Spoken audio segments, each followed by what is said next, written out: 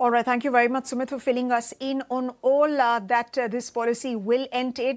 Definitely not a good news for citizens of different countries who are residing and working in the United States. But let's go across to our stellar panel of guests who's joining us tonight. In fact, we're now joined by Rajkamal Rao, the Managing Director of Rao Advisors LLC and OPED, a columnist.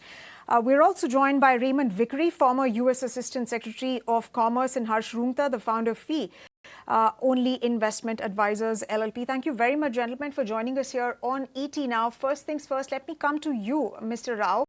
What's the rationale behind this proposed tax on remittances by non-citizens? Is this another disaster coming in for the global economy, and particularly economies of those nations that are most impacted by this decision, that are dependent on remittances from abroad? Yeah, thank you. Thank you for having me. Yes, this is going to be a big deal. This has been actually, it was actually in Trump's first term. It was a Trump first term proposal. And so he's been fixated on this. And like all things Trump, he has a big vision, but oftentimes many people get ensnared by his practices. His primary goal always has been to go after the illegal immigrant population in the U.S. There are a lot of conservatives who believe that many of these illegal immigrants take in government services, and then they take that money and send that money over from Western Union or whatever. And so a 5% tax is kind of a way to get some of that money back. And so he's been doing this since 2017, but now I think Congress has gotten on board. And so there are a lot of hurdles in front, but I don't know if the United States Senate will approve this. But the idea is that you're right. Whenever something big like this happens, and our NRI population can also get impacted. Right, Mr. Rao. Let me come to you, Mr. Vickery. Now, of course, this is one of the many arbitrary moves that has been announced by the U.S. president, but remains to be seen whether it will pass the constitutional test and whether it actually gets implemented. But what, according to you, is the big message that the United States president is sending out with this proposed tax? Well, thanks very much for having me. For great democracies like India and the United States, the goal should be to build peace and prosperity throughout the world, that this is in the interest of great democracies. This policy proposal in the big, beautiful budget bill, which the Trump supporters in Congress are pushing forward for the president, does exactly the opposite. In order to build prosperity, there has to be a free flow of funds to a certain degree in order to make the market-driven system work. Unfortunately, this is a proposal which appeals to the Make America Great Again base, which is basically anti-foreigner, and gives them some semblance of a promise that you can do something that will reduce foreigners as opposed to native-born Americans' influence in American politics, and at the same time raise funds. And of course, it's not going to do that at all, and is going to have consequences for just the kind of people, adverse consequences for just the kind of people that the United States ought to be favoring. H-1B visa holders, those who have green cards. Actually, there are a lot of immigrants that do not have papers who are paying tax already. And so this is, in essence, a double tax. And the consequences for places, not only India, but Mexico, Guatemala, people who are sending money home are devastating. And so the result is that you would have more pressure for people to come illegally to the United States. And I would point out that there are many ways to get around this kind of proposal. Instead of promoting transparency, what it does is drive people to other means of paying, such as cryptocurrency, which is a way in which the president and his family are enriching themselves through their own cryptocurrency approaches.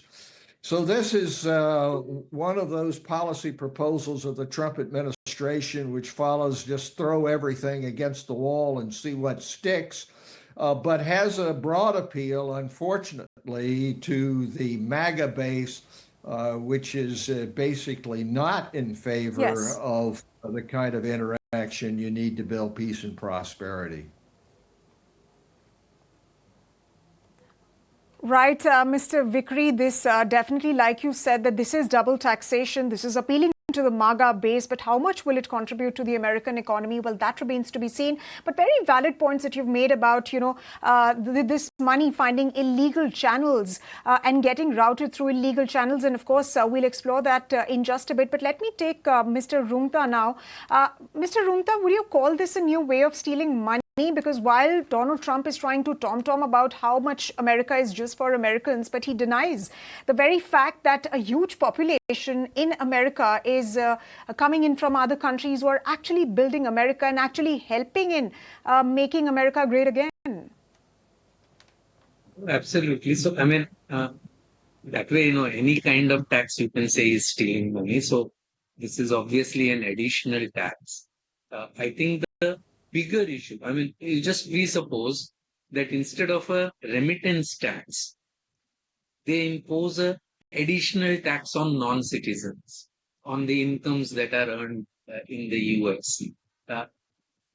Maybe that, I'm not saying that's a good thing, but that at least has the advantage of not removing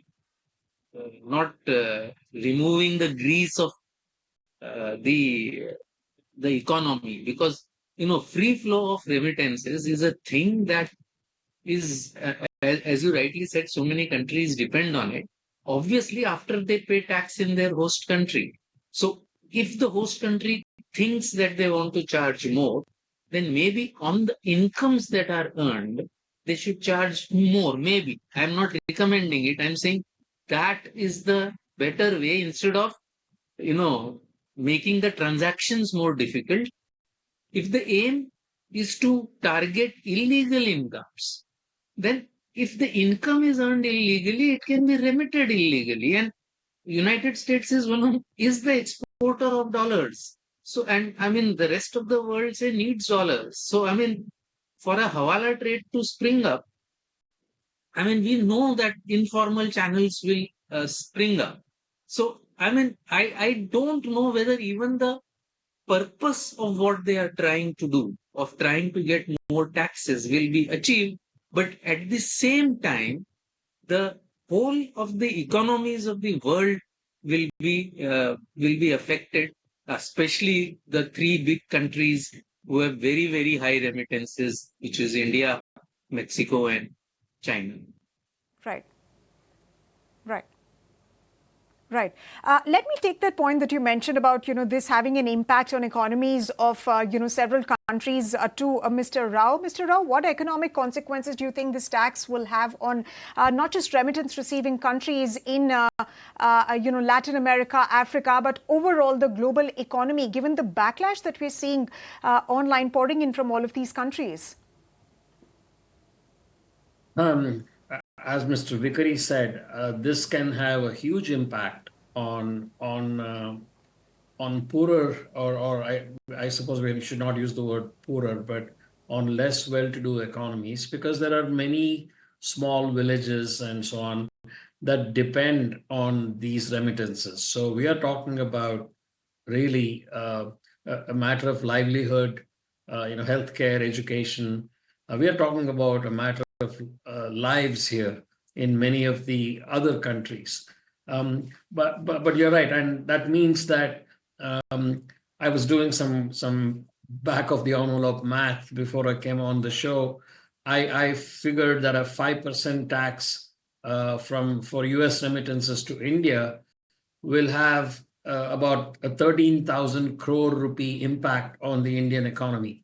That is not a small amount, right? I mean, the Indian economy is huge, but still 13,000 crores is a lot of money, and that means it means less money for beneficiaries to go out and spend on necessary items. So that is an issue even for India. But I just want to make one point, and that is that the way this tax, at least as I was looking at the document, the way that this tax is going to be imposed, I think there are a lot of loopholes, as Mr. Vikari said. They're only targeting the wire transfers, and I myself, I don't necessarily wire transfer money when I send money from the US to India. I do it through established bank accounts with State Bank of India. So Indians are pretty smart, so they'll figure out that when they know that it is only the remittances through wire through like the Western Union and other companies that will be taxed, they will figure out very legal ways to do these transactions. For example, open an FCNR account with the State Bank of India or any other public sector bank, a joint account where you deposit the money there, and these people the beneficiaries can withdraw the money here. So there are ways to easily subvert this tax legally, by the way. And those are, I'm sure, the jugad nature of the Indian diaspora will kick in, and this tax, if at all it does get passed, I don't believe it'll be that Absolutely. big of a deal, at least for the Indian community. Absolutely. But you're right, for people who make money illegally, and who don't pay an income tax and who just go to a Western Union store and want to send Right. $500, a 5% Right. tax is a huge hit for them. Right. Mr. Rao, let me come to you, Mr. Vikri. Would you term this as tax terrorism at its best? Because like I was stating earlier, one doesn't really know the impact that it's going to have on the US economy. This, of course, as all three of you gentlemen have stated, that this is a move to sort of appease Donald Trump's MAGA voters. Would you call this as tax terrorism, Mr. Vikri? Well, I'm not sure I'd call it tax terrorism, but I'd call it tax incoherence. It is a policy which really cuts against what great democracies ought to be doing. And I would say that one of the very unfortunate aspects of this is that it hits really the common man and woman, the Am Admi, if you will, because you contrast it with the golden visa proposal of for $5 million you can get a visa and presumably transfer money any way you want it. It hits the kind of people both in India and the United States which countries ought to be promoting, people who work hard, who want to help their families, who want to do remittances to help common people, not just the rich of the world. And this runs exactly contrary to that. Unfortunately, as you've indicated, this is a MAGA-based proposal. It is a part of what is called the Big Beautiful Budget Bill, if you will, in which taxes will be lessened on the rich in the United States and hurt everyone else while adding several trillion dollars to the national debt. And so this is incoherence, if you will, just reaching out for what seems to be a politically advantageous approach to an unsustainable fiscal policy. Right. So this is largely fiscally unsustainable is what you're hinting at. And this is incoherence, policy incoherence and arbitrariness. Mr. Vikri, Mr. Roomta, now, we've seen several policy rollouts from the United States. Is the US then fast losing credibility when it comes to its policies and is coming across as a bully? So, I mean, if you remember Donald Trump's conversations and tirades against China, he was stating that China is desperate to talk to us, China is desperate to make a deal. But when we saw the final deal, at least the interim deal which got made, it was the United States which offered a concessions of at least 30% and China with 10%.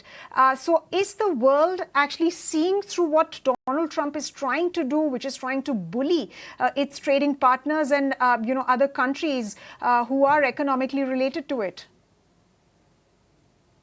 Well, I think this has been more than apparent for quite some time that uh, you know I mean one fails to understand how they are going to get everybody to agree to the kind of things that they are talking about. Now, this tax, of course, they can impose, obviously, I mean, if their constitution allows and if it is passed by their houses.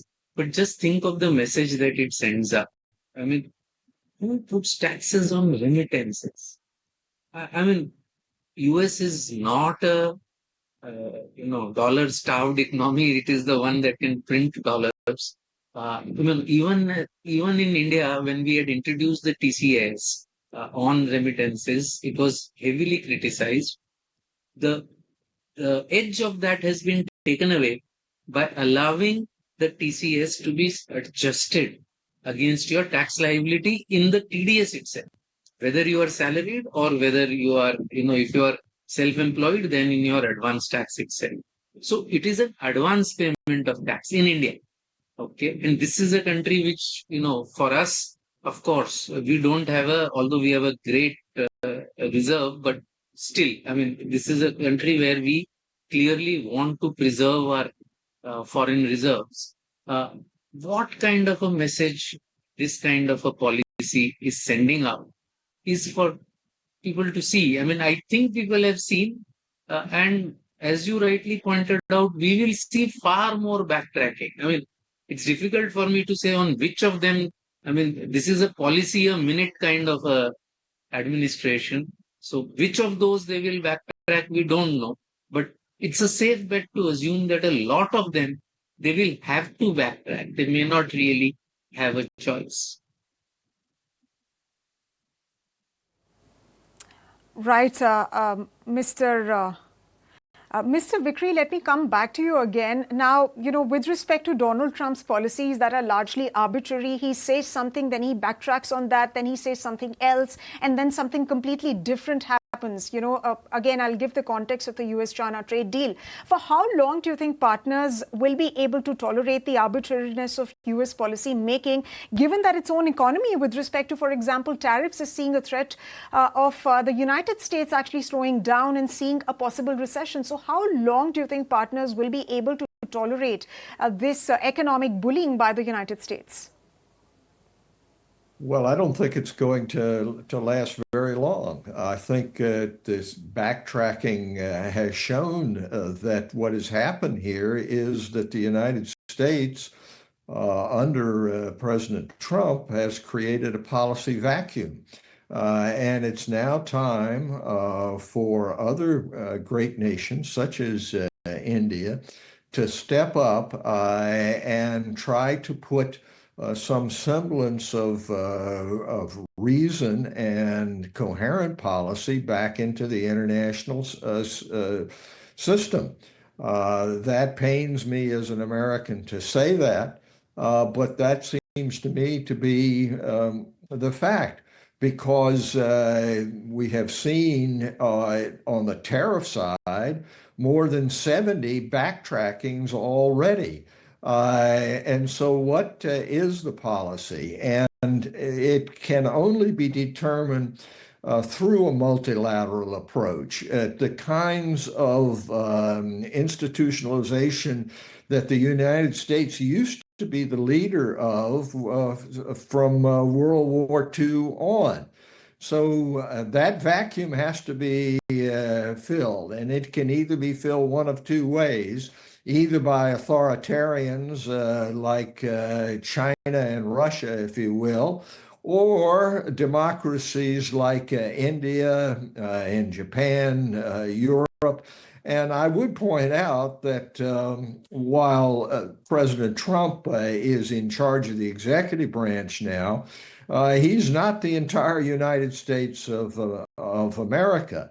And there are institutions here through the courts and the Congress with which there can be some working to try to bring back some semblance of rationality as opposed to just what's going to be good for me today in this transaction, which is the real estate developer's approach, which is President Trump's. Right, Mr. Vikri. So when we talk about Donald Trump's policies, in fact, just this morning, he was talking about having spoken with Apple CEO Tim Cook and telling him not to manufacture in India. But, government sources are telling us that Apple's India executives, in fact, have stated that their plans are completely intact. So that doesn't really reflect very well on Donald Trump and the kind of irresponsible statements that he makes or the policies that he announces. But Mr. Rungta, has the United States or any other state ever implemented such a tax or a similar tax in the past, and has it ever worked?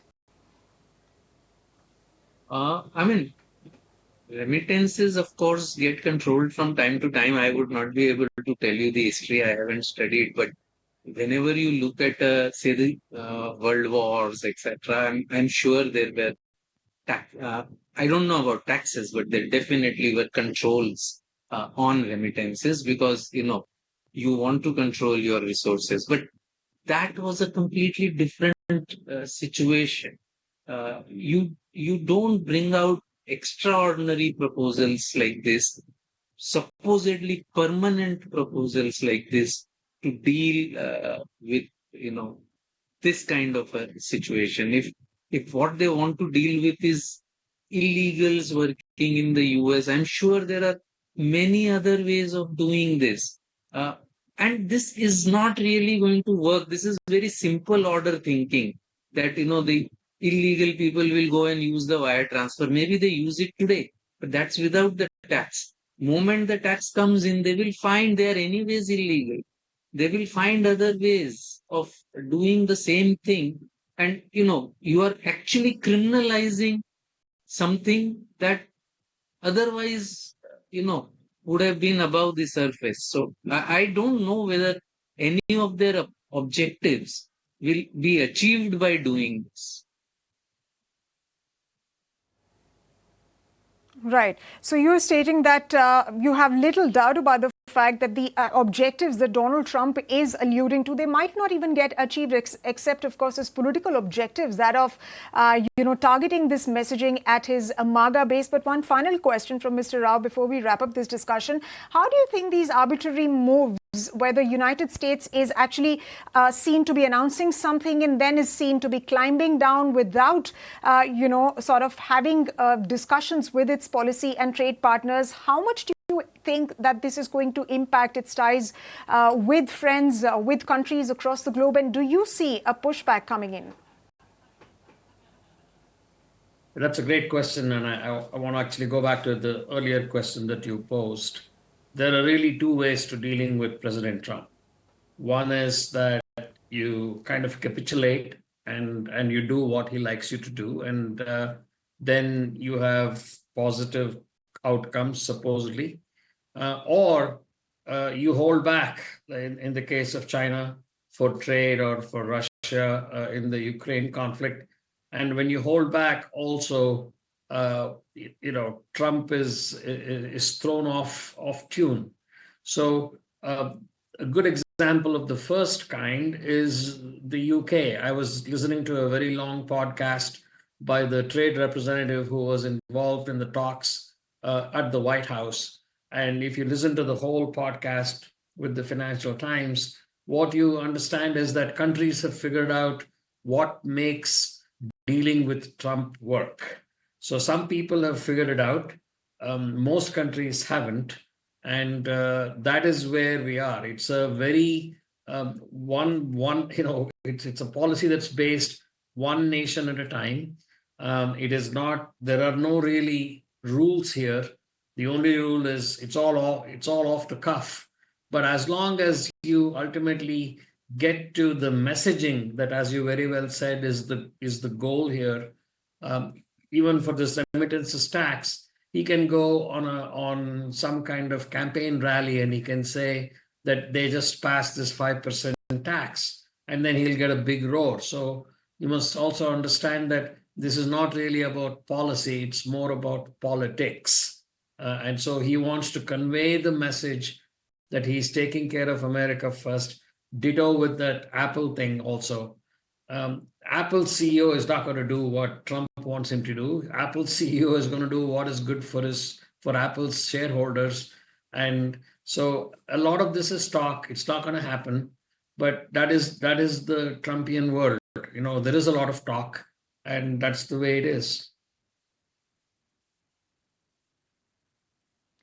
Absolutely, Mr. Rao, very well put. This is purely a political gesture which might not have too much of a bearing economically for the US economy. And certainly this policy and many other policies of the United States do run the risk of impacting its relations with other countries with which it is dealing with. Well, on that note, thank you very much, gentlemen, for joining us and sharing your thoughts with us here on India Tonight on ET Now. Thank you very much once again for taking the time out.